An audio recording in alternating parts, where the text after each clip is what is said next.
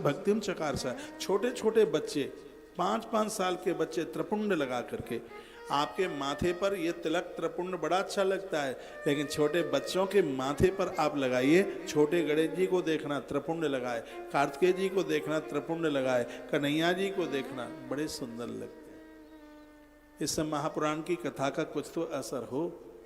आप आते अपने घर से तिलक लगा के आइए, भाल सूना नहीं। हम हिंदू लोग हैं, हम सनातनी लोग हैं। आप जानते हैं चंदनम महत पुण्यम सर्व पाप प्रणाशनम, भगवान का चंदन पापों का नाश कर देता है, सोचने की ताकत बढ़ा देता है। तो फिर भाल फिर माथे सूने क्यों है? ये कहीं लिखा नहीं है कि ये चंदन हम ही लोगों के लिए, ये चंदन आपके लिए भी है।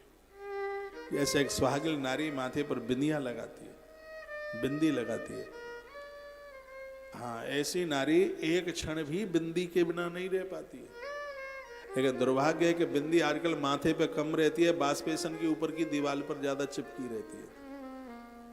नारी तो नहाकर घुसल खाने से बाहर आए तो भाल पर बिंदी, और बिंदी का रंग कैसा न होना चाहिए? जैसे खून का रंग होता है। कहते हैं कि पति की बॉडी में जो रक्त है वो किसी भी रंग की हो।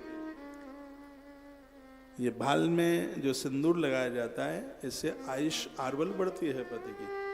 हनुमान नाटक एक बड़ा अद्भुत ग्रंथ है। एक बार राम जी ने अपने दरबार में कहा, हनुमान देर हो गई, तेरी माँ अभी तक नहीं आई, जानकी को बुला के लेके आओ। तो हनुमान जी गए, माँ को कहा माँ देर हो रही है, प्रभु ने बुलाया है।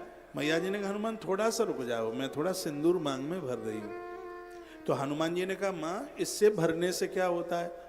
कहा इसको मांग में भरने से इससे पति की उम्र बढ़ती है। अच्छा, तो मैया ने वो भाल में लगा के सिंदूर नाक के ऊपर से ही लगाया जाता है, लेकिन आजकल तो यहाँ लगा ले, यहाँ लगा ले, इतना छिपक के लगाते हैं कि कोई देख न ले। इस सिंदूर के लिए कितने व्रत किए जाते हैं, कितने कार्तिक नहाए जाते हैं, पता ही नहीं लगता कि सिंदूर लगाई कहाँ है। ऐसे छिपके से यहाँ लगा लेंगे कहीं के कोई देख न ले। तो हनुमान जी ने बचा खुचा पूरा सिंदूर अपने ऊपर लगा लिया। राम जी के पास पहुंचे, कहा हनुमान ये क्या किया है तूने? कहा माँ ने कहा था कि भाल में सिंदूर लगाने से आपकी उम्र बढ़ती है, तो मैंने पूरी देह पर इसलिए लगा लिया है कि आप कभी मृत्यु लोक से जाएं ही नहीं। हनुमान नाचने लगे, राम जी के आंख में आंसू आ गए। कहा हनुमान आज मंगलवार है, मैं यह वरदान देता हूं जो मंगल को हनुमान को सिंदूर दान करेगा, मैं महादेव को प्रार्थना करूंगा समय से पहले महादेव उसके घर में मौत नहीं होने देंगे किसी को। ये सिंदूर की महिमा है। बातें तो बड़ी अद्भुत हैं, समय कम पड़ जाता है, मंदिरों का जीर्णोद्धार करा। एक बात नहीं आज हम आपको पूछ पाए, हमारी बात आपकी समझ में आ रही है? पक्का? धन्यवाद। तो समय आने पर दम भी अपना जीवन छोड़ करके भगवान के यहां चले गए, और बड़े लंबे समय तक वह भगवान के पार्षद, भगवान के गढ़ बन करके रहे। एक दिन भगवान ने पूछा उन्हें कि तुम्हें कोई दिक्कत कष्ट तो नहीं है? का भारी कष्ट है क्या? क्या है? जब मैं धरती पर था मैंने मंदिरों का जीर्णोद्धार कराया, प्रभु का महाअभिषेक किया। जिस समय मैं बेल पत्रियां चढ़ाता था मुझे कितना आनंद होता, हाथ में श्रृंगी पकड़ करके महाअभिषेक करता, नीले गाय के सींग से अभिषेक करता, मुझे कितनी खुशी मिलती। वो सब चीजों से मैं वंचित रह गया हूं, मुझे यहाँ अच्छा नहीं लगता। तो भगवान ने कहा तो फिर हमसे मांग ले, तुझे क्या चाहिए? कहा मांग इतनी सी है, ऐसे घर में जन्म दे दो जहां भगवान शंकर को पूजता, उनकी पूजा करता। तो धरती पर एक विश्वश्रवा नाम के महात्मा शंकर जी के बहुत बड़े पुजारी थे, बहुत अद्भुत। उन्होंने ये मांगा था मुझे एक ऐसी संतान मिले कि मेरे बच्चों से महादेव ऐसे प्रेम करें जैसे एक मित्र अपने मित्र से प्रेम करता है। विश्वश्रवा ने मांगा। तो कहते हैं कि उन्हीं के घर में है बालक, आकर के जन्म ले लिया, नाम हो गया वही श्रवण। अब सुनो, ये वही बालक है जो मंदिर में शंकर जी के में मरा था लाठियां खा के, उस समय नाम क्या था? गुण निधि। ध्यान में रहेगा। द्वारा फिर धरती पर जन्म मिला, उस समय अरिंदम का बेटा दम बन करके आया, और अब तीसरी बार विश्वश्रवा का बेटा बन के आया, और नाम रख दिया इसका वही श्रवण। लिखा है पाद में कल्पे मम पुरा ब्रह्मणो मान सत्वस्तान पुलस्ता विश्रवा यज्ञ तस वही श्रवण स्वतः। ये महात्मा पुलस्त का नाती बन के आया। पुलस्त के बेटे थे विश्रवा, उनका बेटा बन के आया, नाम रख दिया वही श्रवण नाम हुआ। भक्ति प्रभावम विज्ञाया संभुस्त दीप्त मात्र था। भगवान महादेव का वो तो बहुत बड़ा भक्त था, जो शिव से एकता का महान पात्र है। तपरूपी अग्नि से बड़ा हुआ काम क्रोध सब उसके ऐसे जल जाते हैं जैसे दिए की ज्योत के ऊपर पतंगा जल जाता है। शंकर की भक्ति ही ऐसी है, यदि कोई भाव से कर ले तो उसके तो पाप ऐसे जल जाते हैं, राख हो जाते। काम क्रोधा महाविघ्न पतंगा घात वर्जितम शब्द लिखा हुआ है। जैसे दिए की ज्योत पर पतंगा जले और महादेव की आराधना करने वाला जीव, उसके पाप ऐसे ही जल करके खत्म हो जाते। वो बालक छोटे से बड़ा हुआ। एक दिन की बात थी, प्रसार नहने पूर्व महा में सब लोग याद। इस बच्चे के बाद देखने की शक्ति बहुत ज्यादा थी, आंखों में करंट था, प्रभाव था। पिताजी के पास आया, पिताजी से कहने लगा, हाँ मुझे अनुमति दीजिए, मैं काशी जाना चाहता हूँ। काशी बड़ी अद्भुत है, अध्यात्म की राजधानी है काशी। आप भाग्यशाली हैं कि आपके यहाँ से काशी दूर नहीं है। जीवन को शांति राजा हरिश्चंद्र को इसी काशी में ही मिली। इसी काशी में महादेव कपाली कहे गए। इस काशी में माँ अन्नपूर्णा बैठी है, जिसकी कथा श्रीमद् देवी भागवत में आती है। मैं तो पूरे देश को कहता हूँ, साल में एक आध बार काशी की यात्रा जरूर कीजिए।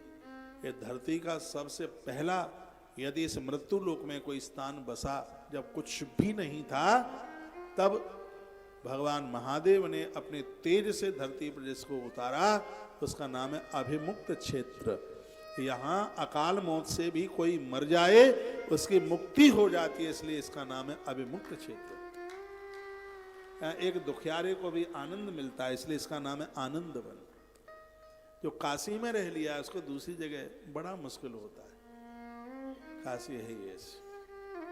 काशी, वृंदावन और चित्रकूट, ये तीनों स्थान ऐसे हैं कि प्रलय में भी खत्म नहीं होते। काशी का निकला हुआ या वृंदावन रह पाएगा या चित्रकूट रह पाएगा, और कहीं रह ही नहीं सकता, ऐसी काशी है। जो काशी से निकला या तो वृंदावन रह लेगा या चित्रकूट, और कहीं उसका मन ही नहीं लगेगा। ये तीनों स्थान ऐसे हैं, प्रलय में भी ये खत्म नहीं होते, प्रलय में भी ये समाप्त नहीं होते। काशी को महादेव त्रिशूल के ऊपर संभालते हैं, चित्रकूट को भगवान धनुष के ऊपर संभालते हैं, और श्री वृंदावन को भगवान अपनी बांसुरी के ऊपर संभालते हैं, वेणु के ऊपर, बांसुरी के ऊपर। ये प्रलय में भी ये तीनों स्थान समाप्त नहीं होते। ऐसी काशी की महिमा। कुबेर का काशीपुरी में आकर तप करना, ये वर्णन किया गया। ताप ताप सत्पस्वागतस्ता परशेषितम। तप करने से व्यक्ति में निखार आता है। आप जितना तप, सोना जितना भट्टी पर चढ़ता है उसमें निखार आता है। व्यक्ति जितनी चीजें छोड़ेगा उतनी ही उसकी महिमा बढ़ेगी। जितना उसको त्याग होगा उतनी ही वस्तुएं उसके पास चल करके आएगी। छोड़ने में बड़ा आनंद है। यहाँ डॉक्टर्स लोग बैठे हैं, उन्हें पता है कोई व्यक्ति ऑक्सीजन ले, कार्बन डाइऑक्साइड ना छोड़े तो राम नाम सत्य हो जाएगी। ये धरती पर लेने का अधिकार उन्हीं को है जिन्होंने छोड़ा है, जिन्होंने त्यागा है। छोड़ने की भावना रखिए। आपके पास 4 रोटी हैं, अपना काम 2 रोटी से चलाओ, 2 रोटी बांटो। परमात्मा ने हमें कुछ ज्यादा दिया है, वो बांटने के लिए दिया है। सूर्य भगवान न पूजे जाते यदि ये प्रकाश न बांटते होते तो। वृक्ष नहीं पूजे जाते यदि किसी को छाया फल फूल न देते होते तो। नदियों की पूजा होती ही नहीं ये सबको जल न देती होती तो। दुनिया में वही पूजे गए हैं भैया जिन्होंने अपने जीवन में देना सीखा है।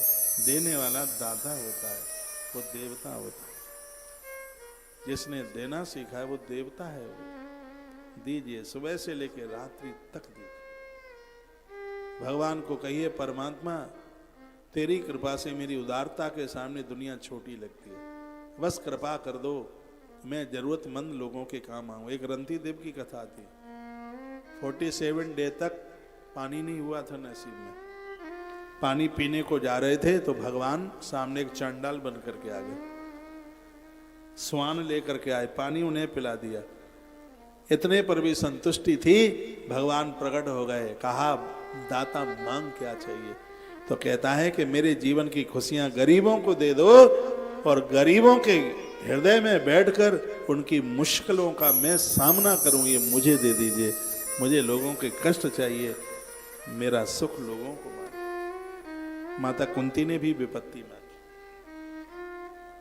सच में ऐसे लोग ही तो देवता होते हैं धरती के, वे बड़े महान लोग होते हैं। मैं वही कथा में आपको लेके आ रहा हूं।